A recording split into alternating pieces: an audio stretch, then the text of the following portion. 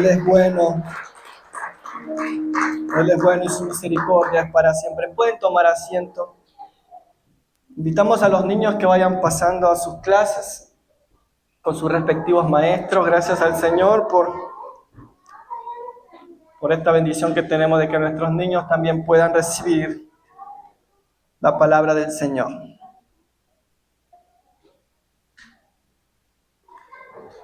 Que el Señor les bendiga, amada iglesia. ¿Cómo están? No los vi convencidos. ¿Cómo están? ¿Están disfrutando del buen clima de Calgary? No. Qué bonito. La verdad que se nota en el ambiente espiritual. Dios se mueve cuando no estamos deprimidos por la nieve. Es una bendición, como siempre lo digo, tenerlos acá. Es una bendición compartir un sábado más en la casa del Señor.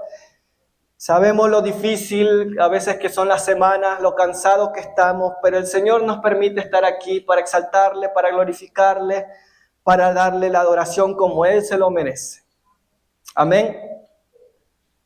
Amén. Yo quiero compartir algo que el Señor ha estado hablando a mi corazón en las últimas semanas ya. Y no sé si oramos primero, ¿verdad? Cierren sus ojos ahí sentaditos como están. Señor, te damos gracias. Gracias, Señor, por esta oportunidad que tú nos das de adorarte, de exaltarte. Gracias por nuestros niños, Señor, que también pueden recibir tu palabra de la enseñanza. Gracias, Señor, por la oportunidad que nos da de estar aquí. Señor, gracias por este tiempo tan hermoso que tú nos permites pasar, por la Santa Cena. Gracias, Señor. Ahora te rogamos que tú hablas a nuestros corazones. Derribamos toda fortaleza del enemigo, toda fortaleza en nuestra mente, toda distracción de nuestra mente. Todo aquello que nos quiera robar, Señor, tu palabra en esta hora lo rechazamos. Y declaramos y damos espacio y damos lugar solamente a tu palabra. Que seas tú, Señor, hablando a nuestros corazones. Que tú seas, Señor, moldeando nuestros corazones a través de tu palabra. Y que tú siempre, Señor, hagas que esta palabra, Señor, dé mucho fruto en nuestras vidas. Gracias en el nombre de Jesús. Amén, amén. En Mateo capítulo 9, versículo 35 y versículo 36 quiero leer ahí estos dos versículos. Por favor, si abres tu Biblia en Mateo capítulo 9, versículo 35 y versículo 36. La palabra del Señor dice así: recorría Jesús todas las ciudades y aldeas, enseñando en las sinagogas de ellos y predicando el evangelio del reino, y sanando toda enfermedad y toda dolencia en el pueblo. Y al ver las multitudes, tuvo compasión de ellas, porque estaban desamparadas y dispersas como ovejas que no tienen pastor. Una de las cosas más emocionantes, una de las cosas que a mí más me gusta resaltar de nuestro Señor, era la compasión que tenía por la gente. Yo no sé si tú te has puesto a pensar en este punto, pero cuando la gente o cuando, digamos, un artista ve multitudes, ¿qué es lo primero que dice? Fama, éxito, ¿no? Pero lo que Jesús, al ver las multitudes, lo que en Jesús se mueve, fue su corazón de compasión. Un corazón de compasión. Jesús ve al grupo de personas, no ve éxito, no ve fama. Lo que está viendo es necesidades. Lo que está viendo en este grupo de personas es un conjunto de personas que tienen necesidades tanto físicas, espirituales, mentales, de físicas, porque muchos estaban enfermos, paralíticos, ciegos. Compasión. Según la raíz latina de esta palabra es sufrir con alguien. Lo que Jesús está experimentando en ese momento al ver la multitud es que Él veía la necesidad y sufría con ellos por su necesidad. Compasión es sentir lo que el otro siente. es implicarse con el otro. Y esto es lo que Jesús está sintiendo cuando ve la multitud. Tiene compasión. Esto es lo que Jesús está transmitiéndoles. Mientras Jesús iba hacia diferentes direcciones, enseñando, predicando, sanando al que estaba enfermo, en lo que todo esto se movía en cuanto a su compasión, a su amor por el perdido, a su amor por la gente. Jesús sabía que este grupo de personas eran vulnerables, imperfectos, con un sinnúmero de necesidades y adversidades y situaciones espirituales y situaciones físicas. Todo esto veía Jesús. Y al verlo, lo único que se movía en su corazón era la compasión. Y para eso vino el Señor, para darnos esa esperanza a través del Evangelio. Aquel que está necesitado, aquel que tiene dificultades, aquel que tiene adversidades, lo que el Señor vino a hacer es darnos esa esperanza a través de su Evangelio. Lo que Jesús vio en este grupo de personas fue una falta de guía espiritual. Lo describió como ovejas sin pastor, implicando que el pueblo estaba confundido, sin dirección, no tenían una guía. Estaban desolados. Jesús también vio en ellos una angustia física, una angustia emocional. Jesús seguramente veía a la gente cansada, con problemas de salud. Y lo que le motivaba al Señor era sanarles, era enseñarles. Jesús también vio en ellos una necesidad física. En ocasiones su compasión lo llevó a multiplicar alimentos para evitar que ellos se desmayaran del hambre. La compasión de Jesús. Nosotros como iglesia, nosotros como personas, como seres humanos, somos vulnerables. También tenemos necesidades. Y necesitamos más al Señor y necesitamos más de su pastorado. Necesitamos ser pastorados por el Señor porque con nuestras necesidades a veces andamos como ovejas sin pastor. Somos personas totalmente imperfectas con una necesidad profunda de ser consolados y ser transformados por Él. Yo meditaba en el sermón del monte del Señor Jesús y meditaba en las bienaventuranzas. Esta es una hermosa enseñanza de parte de nuestro Señor. A través de esta enseñanza Jesús da esperanza a los que sufren, a los que viven dificultades, a los que viven adversidades. A través de esta enseñanza Jesús les dice a aquellos que habían sido olvidados, aquí estoy yo para consolarles. Jesús a través de la enseñanza nos quiere enseñar que Él nos llama a una transformación, a una conversión. Que nuestras vidas cambien, que nuestras vidas sean transformadas por el poder del Evangelio. Si abres tu Biblia, por favor, en Mateo capítulo 5, vamos a leer ahí las bienaventuranzas. En Mateo capítulo 5, versículo 1 al versículo 12. Mateo 5, versículo 1 al versículo 12 dice: viendo la multitud, subió al monte, y sentándose vinieron a él sus discípulos, y abriendo su boca les enseñaba diciendo: bienaventurados los pobres de espíritus, porque de ellos es el reino de los cielos. Bienaventurados los que lloran, porque ellos recibirán consolación. Bienaventurados los mansos, porque ellos recibirán la tierra por heredad. Bienaventurados los que tienen hambre y sed de justicia, porque ellos serán saciados. Bienaventurados los misericordiosos, porque ellos alcanzarán misericordia. Bienaventurados los de limpio corazón, porque ellos verán a Dios. Bienaventurados los pacificadores, porque ellos serán llamados hijos de Dios. Bienaventurados los que padecen persecución por causa de la justicia, porque de ellos es el reino de los cielos. Bienaventurados sois cuando mi causa os vituperen y os persigan y digan toda clase de mal contra vosotros, mintiendo. Gozaos y alegraos, porque vuestro galardón es grande en los cielos. Porque así persiguieron a los profetas que fueron antes de vosotros. Qué tremenda palabra. Qué tremenda enseñanza. Yo creo que es como para cerrar la predicación aquí. Amén, dice Carlito. Me voy, Carlito, entonces. El objetivo de las bienaventuranzas. Jesús quería revelar su carácter. Aquí podemos ver y palpar la misión de Jesús con un modelo de servicio, de entrega. Jesús quería mostrar el reino de Dios. Quiso mostrar justicia, generosidad, paz, que es parte importante de lo que Jesús vino a establecer. Jesús vino a dar esperanza en la adversidad.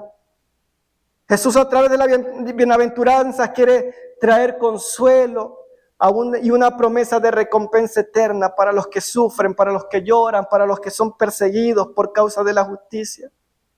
El objetivo de Jesús era hacernos entender que Él no nos olvida, que Él no es indiferente a nuestras necesidades. Jesús quiere darnos, a través de estas bienaventuranzas, una guía para la santidad, un camino de vida que busca agradar a Dios en lugar de seguir valores egoístas del mundo. Los que pertenecemos a este grupo de los bienaventurados, por lo general son llamados los afligidos, los que lloran. Hay quien le dice, el afligido está llorando. Los que no tienen esperanza. Pero Jesús les llama bienaventurados. Bendecidos. En el griego, esta palabra se traduce como makarios, que significa una felicidad profunda, dichosos. Porque hemos recibido por parte de Él su compasión. Jesús vino por este grupo de personas para traer consolación. Por lo tanto, los que lloramos por ahí, los que vivimos adversidades, somos bendecidos por medio de aquel que nos ama, nuestro Señor Jesús. Bienaventurados los pobres en espíritu, porque de ellos es el reino de los cielos. Los pobres en espíritu son aquellos que se meten de lleno a la gracia de Dios. Son los que reconocen de forma voluntaria que están rotos espiritualmente. Esos son los pobres en espíritu. Reconocen, yo, Señor, estoy roto. Yo, Señor, no puedo. Yo, Señor, soy débil. Señor, yo flaqueo. Estamos rotos espiritualmente. Ese es el pobre en espíritu. Mira lo que dice en Lucas capítulo 19, versículo 9 al 14. Jesús nos deja esta parábola tan profunda para meditar. En Lucas capítulo 19, versículo 9 al 14. A unos que confiaban en sí mismos como justos y menospreciaban a los otros, dijo también esta parábola.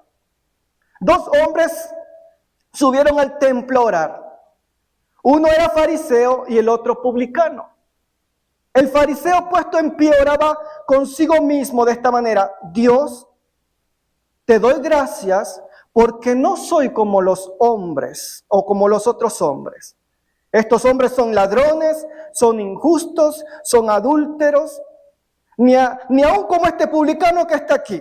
Yo ayuno 2 veces a la semana, doy mi diezmo de todo lo que gano, mas el publicano, por otro lado, estando lejos, no quería ni alzar los ojos al cielo, sino que se golpeaba el pecho diciendo: Dios, sé propicio a mí, pecador. Jesús dijo en el versículo 14: os digo que éste descendió a su casa justificado antes que el otro, porque cualquiera que se enaltece será humillado, y el que se humilla será enaltecido. El fariseo Bueno, ya hemos hablado mucho del fariseo. El fariseísmo tiene que huir de esta iglesia. No queremos el fariseísmo aquí. El fariseo que se creía superior de sus obras, se creía más cercano a Dios por su conocimiento de la ley. Este fariseo oraba así, puesto en pie, oraba y decía: Señor, yo no quiero ser como estos pecadores, porque yo soy santo, 3 veces santo. No quiero ser como este ladrón, no quiero ser como este otro, no quiero ser como el otro que ahí finge ser cristiano, no quiero ser como el fulano de tal. Así estaba este fariseo. Este fariseo justificaba que él ayunaba 2 veces por semana. No, pero es que yo ayuno y estos no. Yo sí soy espiritual, estos no. También decía: no, yo doy mi diezmo, de todo lo que gano, mi 10%. Aleluya, gloria al cielo. Tengo entrada al trono celestial.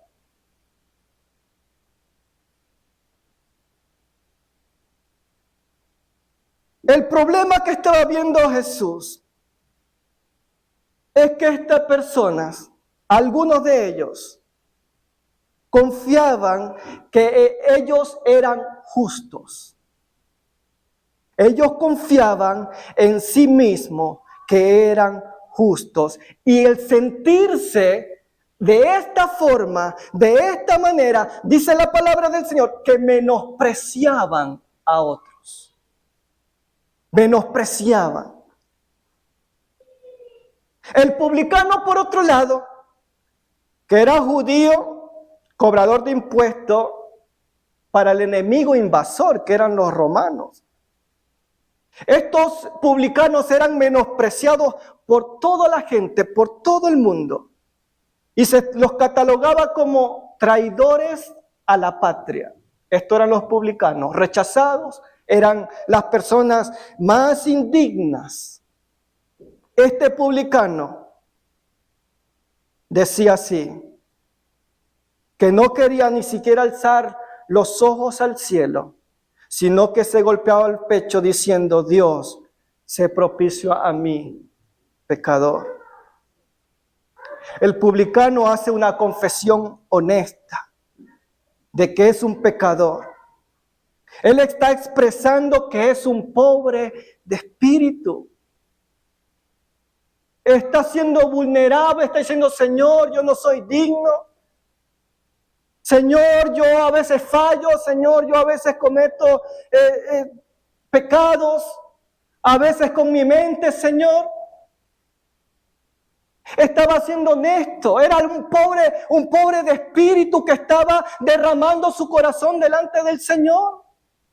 Mientras que el otro, el fariseo: no, Señor, yo no soy como este que está ahí.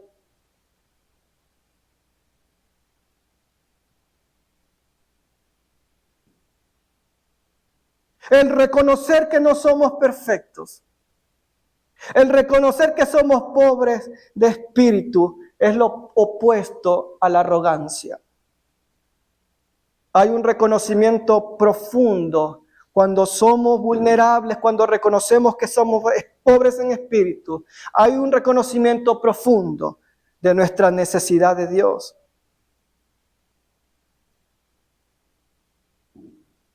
Jesús está declarando que son bienaventurados, son benditos, son profundamente bendecidos aquellos que reconocen su necesidad delante del trono de la gracia, delante del Señor.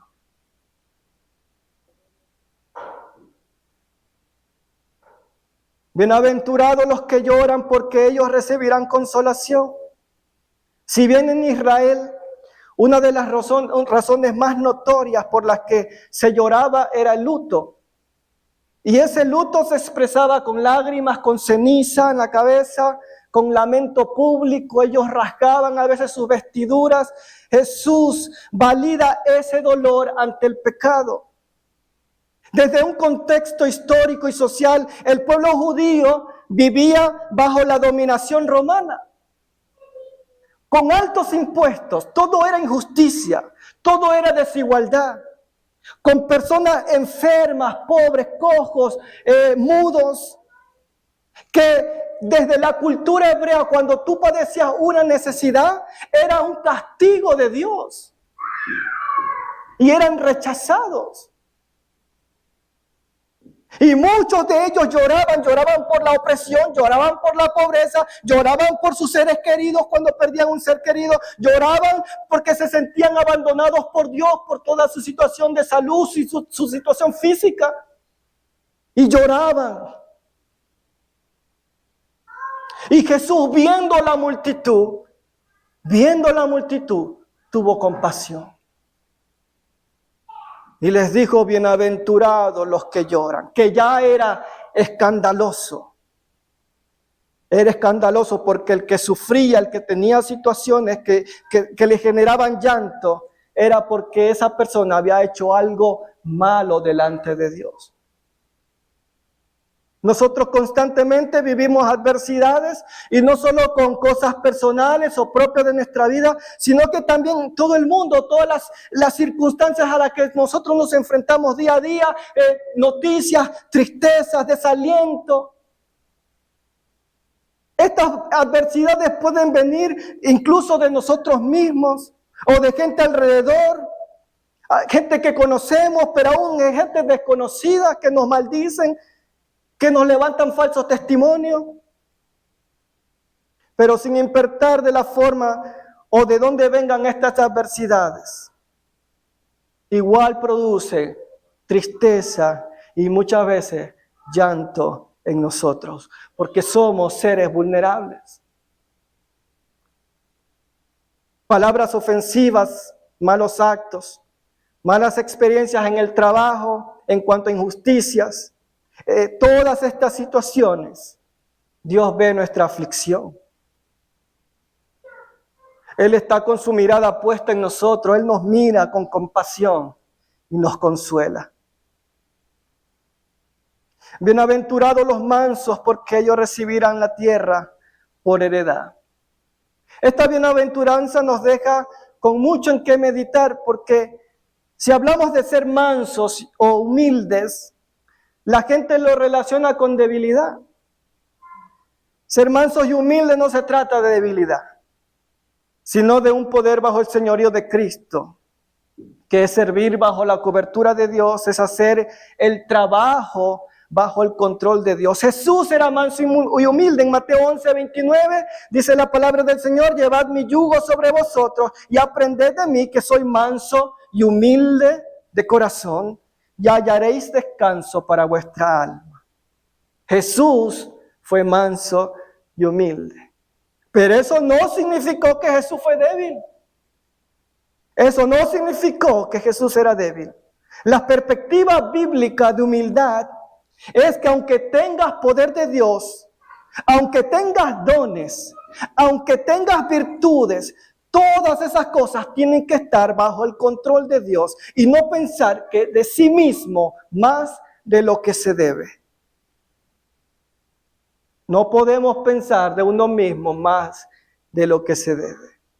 El poder bajo el control de Dios implica dos cosas: rehusarse a inflar el autoestima y renunciar a posicionarnos a nosotros mismos por nosotros mismos. Porque a veces nos autoposicionamos y nos ponemos en estándares que no tienen nada que ver con el Evangelio. Pablo refleja este aspecto perfectamente en Romanos 12, versículo 13. Porque en virtud de la gracia que me ha sido dada, digo a cada uno de vosotros que no piense más alto de sí que lo que se debe pensar, sino que piense con buen juicio, según la medida de fe que Dios ha distribuido a cada uno. Ser manso y humilde tiene que ver con verse a sí mismo como un siervo de Dios y no más que eso. Y eso no significa que debemos negar nuestras fortalezas, nuestras habilidades, nuestras virtudes. Cuando le preguntaron a Jesús si él era el Mesías, Jesús respondió: ¿no te das cuenta? Los ciegos ven, Los cojos andan, los leprosos quedan limpios. Está hablando de sus virtudes, pero Él es un manso y humilde. Entonces lo que Jesús está queriendo demostrarnos es que ese don, esa autoridad, ese regalo que el Señor ha puesto en ti, no es para gloriarte a ti mismo. No es para ponerte en una posición más alta que los demás. Es para que tú simplemente digas, Señor, yo soy tu siervo. Y aquí estoy para servirte.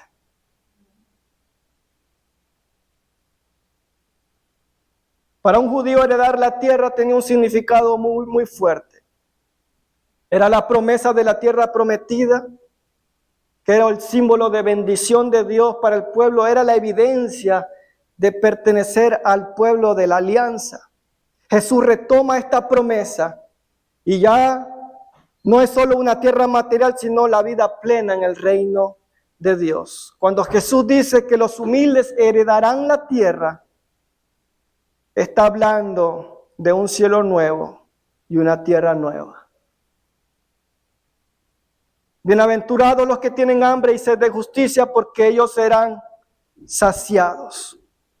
Ellos serán saciados. El hambre y la sed, si nosotros suplimos esas dos cosas, esa es nuestra necesidad vital. Eso es lo que nos mantiene vivos.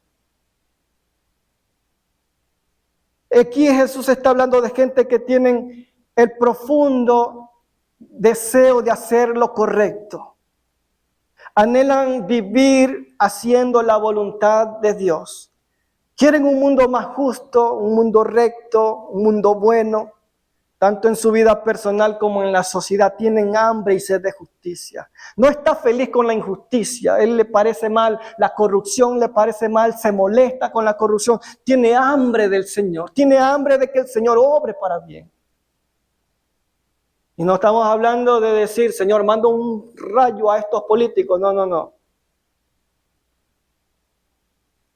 La justicia, son bienaventurados, son benditos, son bendecidos los que tienen hambre y sed de justicia. La justicia se refiere a rectitud, a una vida correcta delante de Dios. La justicia significa, en este contexto, es tratar bien a los demás, buscar el bien y la verdad. Entonces los que anhelan ser como Cristo nunca quedarán vacíos. Desear o tener esta hambre y sed de ver el reino de Dios establecerse y toda su justicia, estos hombres y mujeres serán saciados y no quedarán con hambre, hablando espiritualmente. Bienaventurados los misericordiosos, porque ellos alcanzarán misericordia. La misericordia consiste en tratar a las personas mejor de lo que se merecen. El perdón es una clase de misericordia. Igual que ayudar a alguien a quien no tenemos obligación de ayudar. Nosotros no estamos obligados a ayudar a nadie. Pero el corazón misericordioso te impulsa y te lleva a compartir con los demás, a dar aún de lo que no tienes, a dar aún de lo que necesitas. La misericordia.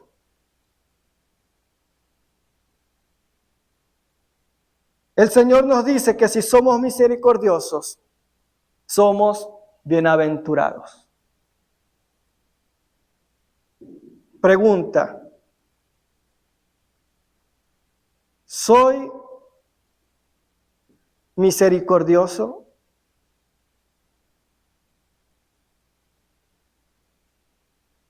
¿Soy más rápido en criticar o para extender gracia?